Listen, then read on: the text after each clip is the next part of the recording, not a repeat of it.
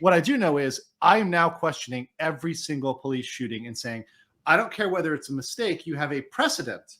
You have a precedent that a mistake can be criminal, right? That a mistake can be criminal now. That has been set. That has been set in the United States. So now every mistake, even an innocent mistake, can be criminal. Somebody who clearly thought they were holding a taser was now convicted of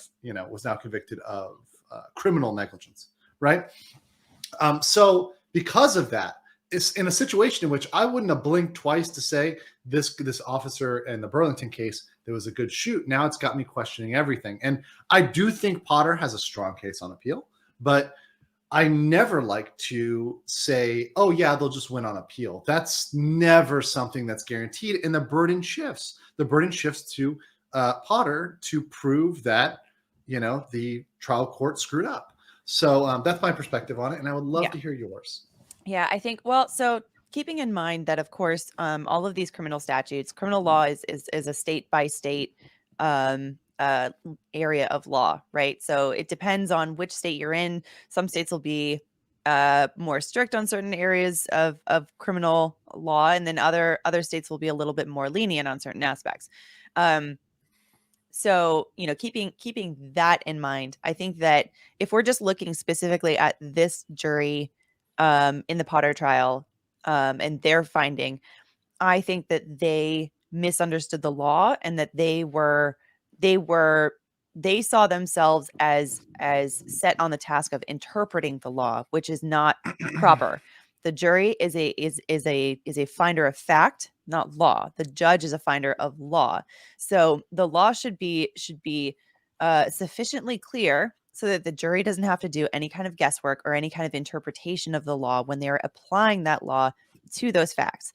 And I think in this case, there was a jury or a juror, excuse me, who recently spoke out to the media and did a sit down interview with a journalist talking about the jury deliberations and their mindset and their thinking and how they reached the conclusions that they did.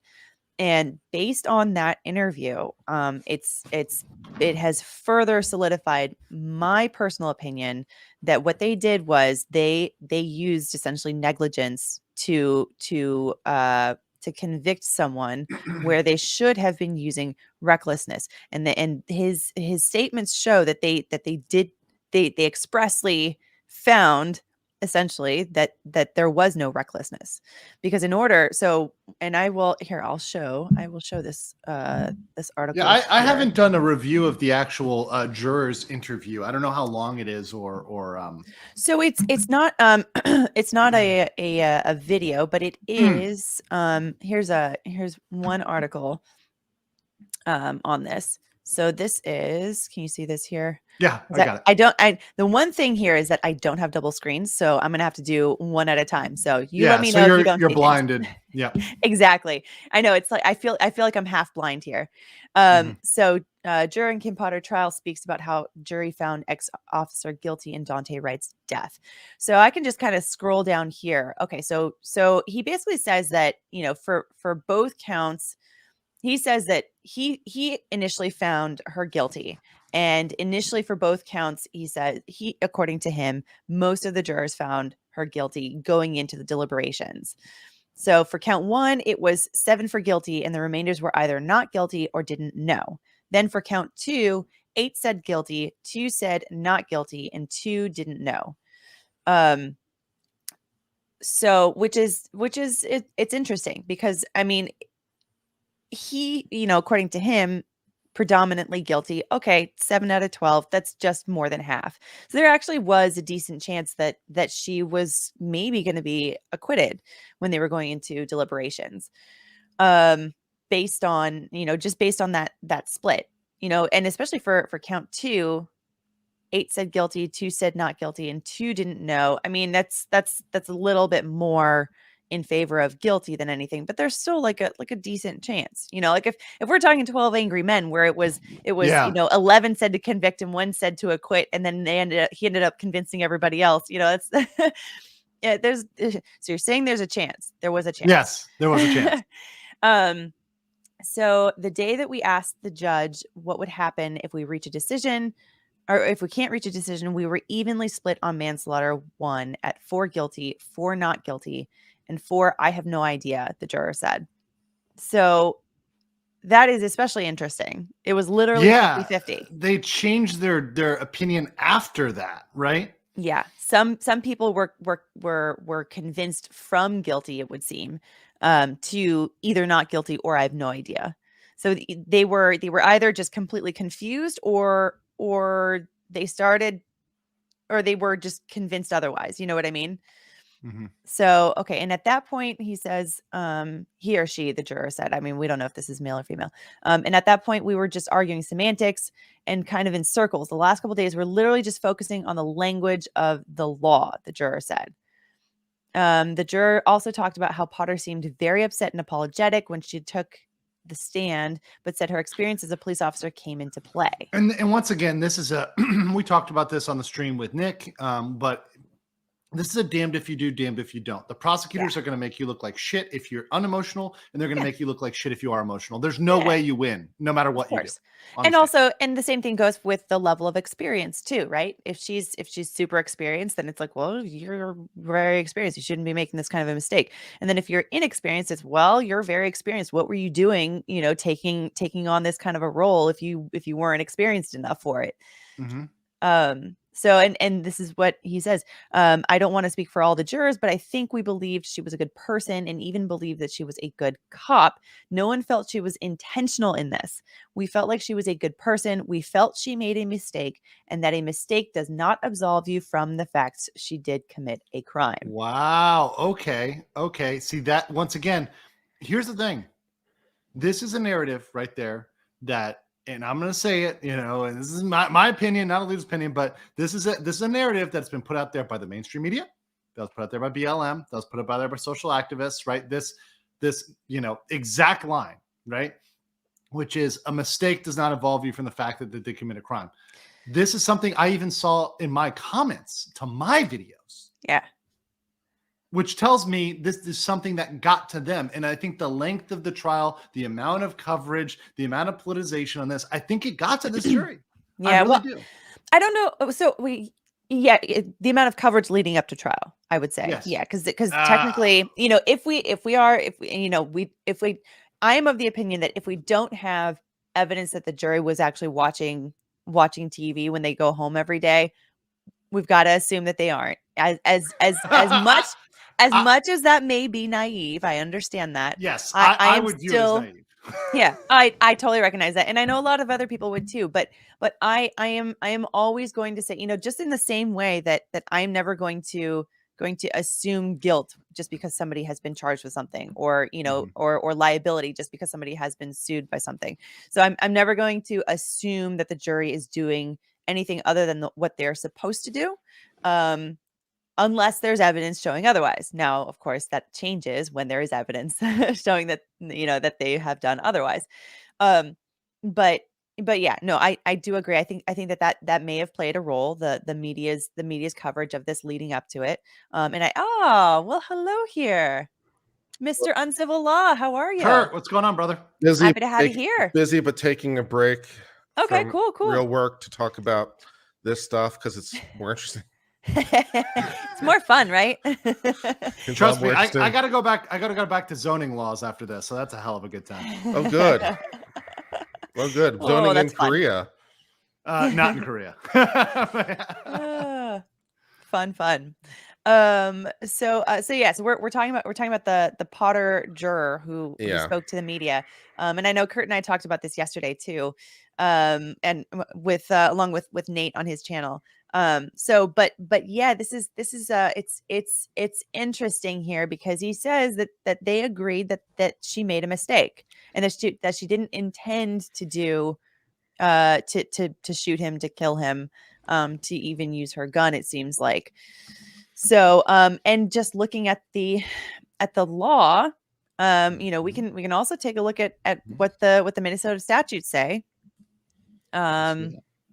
Alrighty, let's see.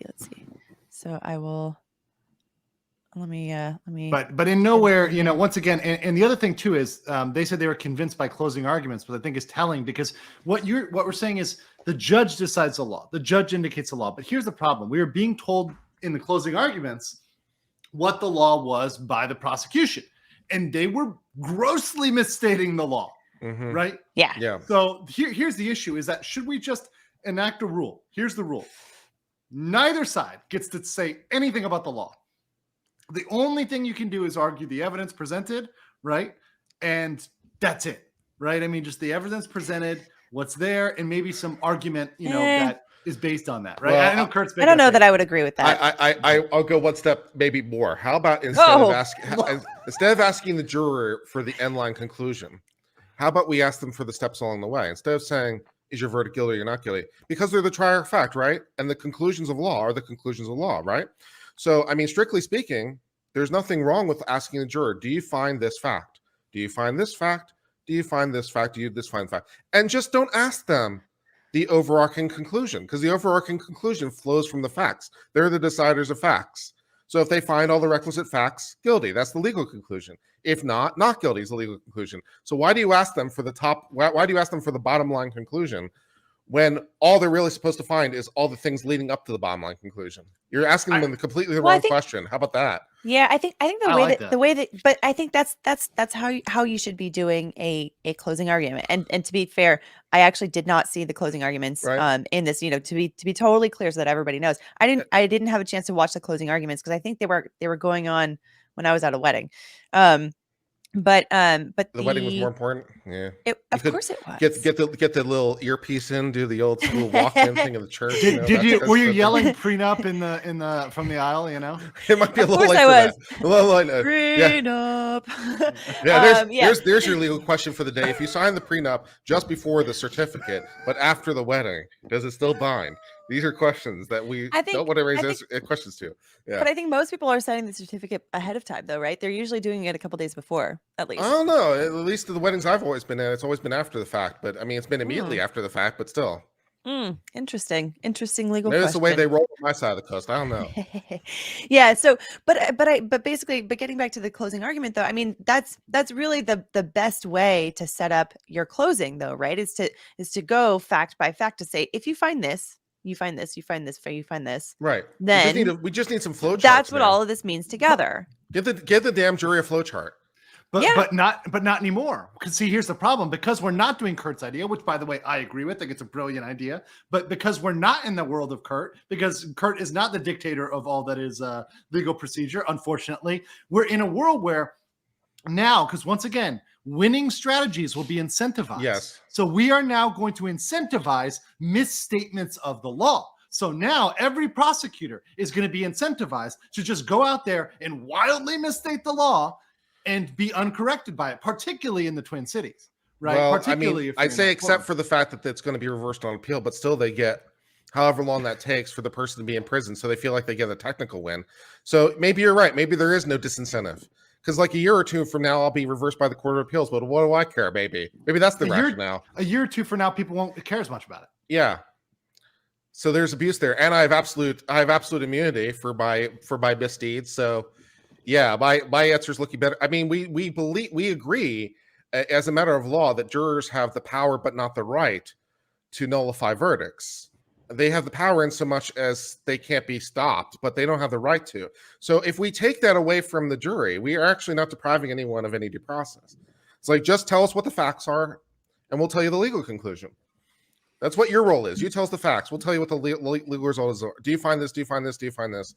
And great. Now just find the flow chart. Just pencil in the end result. But I would say though that a jury can handle that though. A jury can handle being given the flow chart, and then this is the result that you need to find. Our entire system is backwards. I'm just saying, our entire system is backwards because even on appeal, we start asking things like, well, a reasonable juror could have found the following things. Like, why not just simply ask them? They're right there. We could have a chart. We could have a sheet. We could have, do you find these things? Why speculate?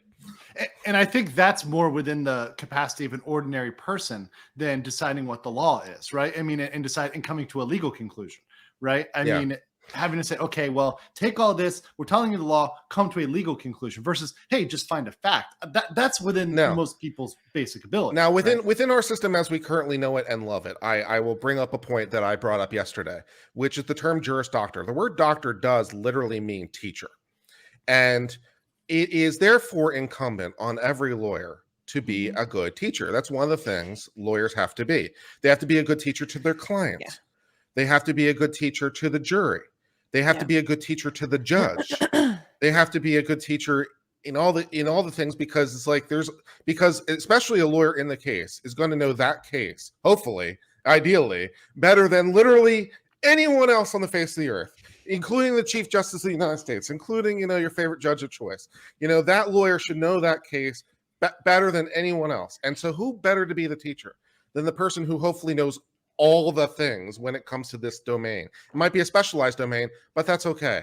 That's what doctorates do, right? They create doctorates are all about creating a new little universe of knowledge and a little bit of things. So every case is like a new doctorate unto itself, creating new doctorates all the time. And then you just have to teach. You have to teach the panel, which might be the jury, which might be the judges, which might be the court of appeal judges, which might be your law students, whoever. And you have to teach them, and you have to persuade them to grant you this new doctorate in this increasingly interesting metaphor, because I came up with it.